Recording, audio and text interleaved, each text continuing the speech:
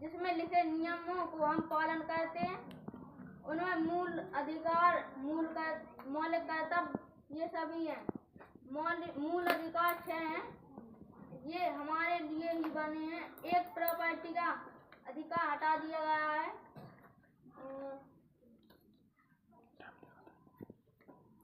1.5 minute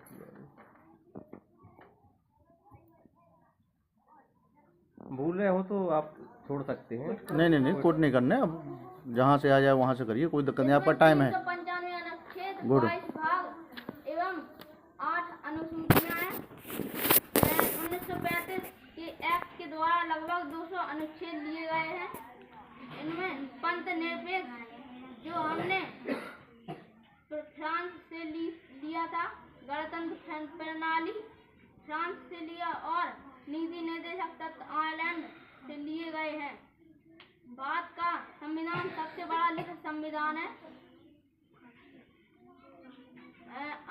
Bharat को सबसे अधिक प्रेरणा अमेरिका से मिली थी। यहाँ भारत का सबसे पहला नागरिक या प्रथम नागरिक राष्ट्रपति होता है। इस राष्ट्रपति का त्याग पत्र उपराष्ट्रपति एवं शपथ राष्ट्रपति को न्यायपालिका सर्वोच्च न्यायालय के मुख्य न्यायाधीश दिलवाते हैं। भारत के सबसे पहले राष्ट्रपति डॉक्टर राजेंद्र प्रसाद थे।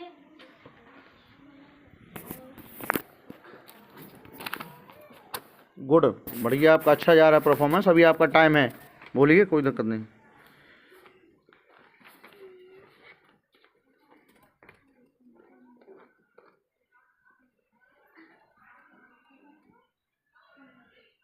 कितना हुआ टाइम? भारत एक लोकतांत्रिक देश है जहाँ लोगों के द्वारा ही सरकार चुनी जाती है। यहाँ 3 प्रकार की सरकार है, केंद्रीय, राज्य एवं स्थानीय।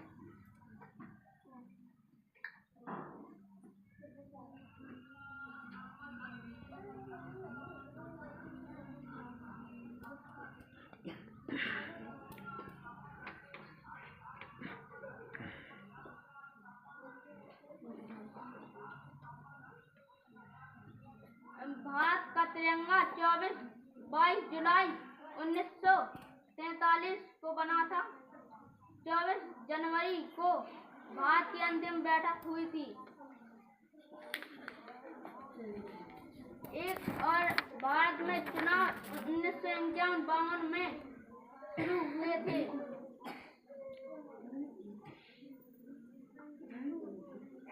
चलिए, केपी अपना ये होम कंपटीशन है, क्योंकि हम लोग कहीं बाहर नहीं हैं, तो थोड़ा सा आपको एक छोटा सा क्लू देना चाहते हैं।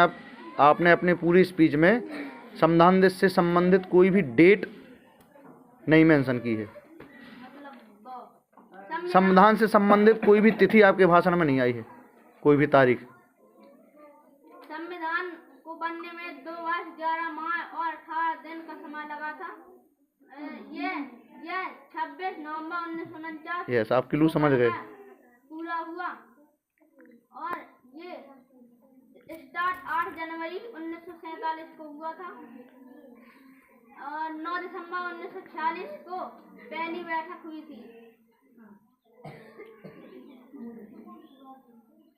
Time over, time up, okay, time up.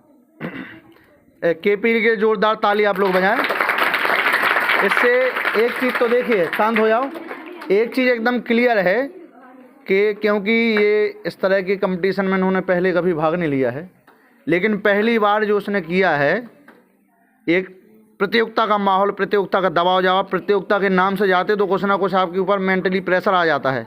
वैसे आप क्रिकेट की प्रैक्टिस करोगे तो आप एकदम फ्री स्टाइल खेलोगे, प्रैक्टिस में बिना प्रेशर के खेलते हो ना, लेकिन जैसे मैच में उतरोगे टूर्नामेंट में, आपके ऊपर प्रेशर निश्चित आ जाता है। तो इतने प्रेशर में परफॉर्मेंस देना कम बात नहीं है। इनमें टैलेंट है, ये अच्छे एक वक्ता बन सकते हैं। अब हमारा कमेंट हो गया, अब इनके बारे में सभी का कमेंट ले लेते हैं सर, सभी जजों से कमेंट ले लेते हैं। रजक सर, केपी के बारे में आपका?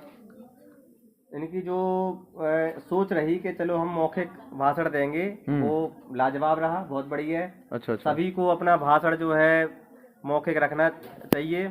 क्योंकि भाषण तो वही होता है जो हम जो है, यदि हम पोथी पत्रा लेके लिख लाख के आ जाते हैं तो वो भाषण में उतना रुचि नहीं रहती है लोगों की। ठीक है, ये तो केपी के लिए प्लस पॉइंट है।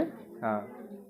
हमारे तीसरे जज हैं यादव सर जी, आप केपी के बारे में उसको कोई जो इसकी खूबी आपको समझ में आई हो और जो सुझाव देना चाहते हो? प्रयास अच्छा है। जी, सुझाव कुछ देना चाहेंगे सर? सुझाव तो कर रहा है, धीरे धीरे आ जाएगा वो। अच्छा, यानी प्रैक्टिस करने से परफेक्ट हो जाएगा। प्रैक्टिस करने से परफेक्ट हो जाएगा। बस क्वालिटी है कि ये परफेक्ट हो सकता है। 2-4 बार ऐसी उसमें आएगा, कंपटीशन में हिस्सा लेगा, जी जी, सुधार होगा। बहुत बहुत धन्यवाद सर। चलिए अगले प्रतिभागी को हम बुलाते हैं और सभी जजों से रिक्वेस्ट करते हैं कि केपी का स्कोर आप भर लीजिए, जितने भी आप जिस पॉइंट में नंबर देना चाहें। अगले प्रतिभागी हैं रामजीवन। रामजीवन आप आ जाइए।